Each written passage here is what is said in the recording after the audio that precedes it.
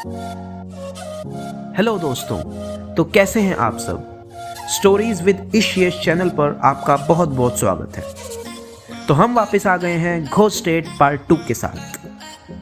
तो अब तक आपने देखा कि तांत्रिक ने उस लड़की को बोतल में बंद कर दिया था, और जब उससे इस सब के बारे में पूछा गया तो उसने कहा बदला।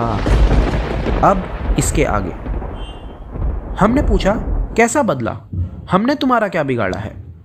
वो बोली कि सिर्फ तूने नहीं बल्कि पूरी मर्द जात से मुझे नफरत है। क्यों, मर्दों ने तुम्हारा ऐसा क्या छीन लिया। तो उसने अपनी कहानी सुनाई कि 2 साल पहले वो कॉलेज में पढ़ती थी और तब उसकी अजय नाम के लड़के से अच्छी दोस्ती थी। मैंने उसको बीच में रोका और पूछा, अजय, क्या तुम उसी अजय की बात कर रही हो जो मेरे घर के साइड वाले घर में रहता है। उसने कहा हाँ वही। फिर आगे वो बोली, हम काफ़ी अच्छे दोस्त बन गए थे, साथ में घूमते थे, मूवीज़ वगैरह देखने जाते थे और भी बहुत कुछ।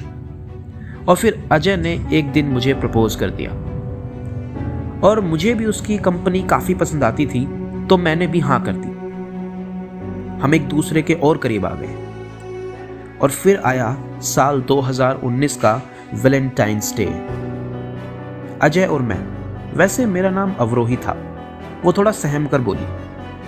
अजय और मैं साथ में खाना खाने गए थे। उसके बाद हम पार्क में घूमने भी गए और फिर वो शाम को मुझे एक सुनसान सी जगह पर ले गया। सुनसान सी जगह थी, आसपास जंगल था। उस रोड के किनारे सिर्फ एक ही घर था और उसकी चाबी अजय के पास ही थी। हम अंदर चले गए। अंदर बैठकर हम बातें कर रहे थे।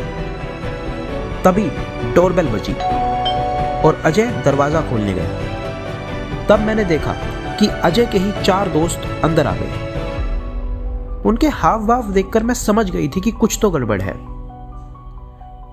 उन्होंने मेरे साथ जबरदस्ती की और अजय भी उनको नहीं रोक रहा था। अपनी आंखों से आंसू छलकाते हुए उसने बोला कि उन सब लोगों ने मेरा रेप किया और उसके बाद मुझे रोड पर फेंक कर भाग गए। यही सब सुनकर हमें उसके लिए काफी अफसोस हो रहा था। फिर वह बोली कि जब मुझे होश आया तो मैं एक हॉस्पिटल में एडमिट थी। वहां पर पुलिस और मेरे परिवार वाले भी थे। मैं उनको सब कुछ बताना चाहती थी, लेकिन वीकनेस की वजह से कुछ नहीं बोल पा रही थी।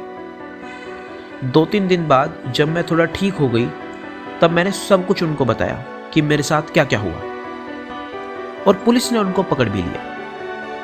लेकिन 1 हफ्ते बाद मुझे पता चला कि वो सब दरिंदे जेल से छूट गए हैं। मैं ये सुनते ही अपने पेरेंट्स के साथ पुलिस स्टेशन गई, ये पूछने कि उनको क्यों छोड़ा गया।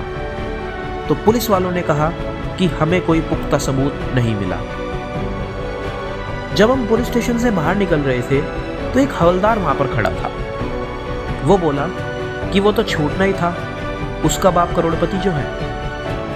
यह सुनकर हम सबको काफी गुस्सा, और मैंने सीधा जाकर उस पुलिस वाले का गिरिबान पकड़ लिया और उसको खूब गालियां दी। उसने हमें धक्के मारकर पुलिस स्टेशन से बाहर निकलवा दिया।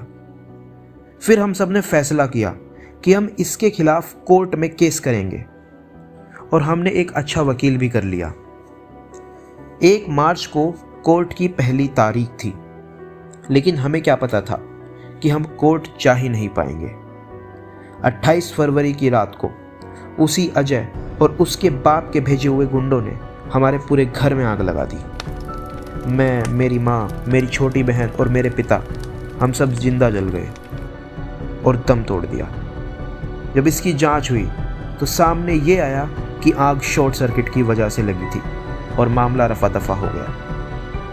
तो ये है मेरी साधारण जीवन की कहानी, उसने काफ़ी भावुक मन से कहा।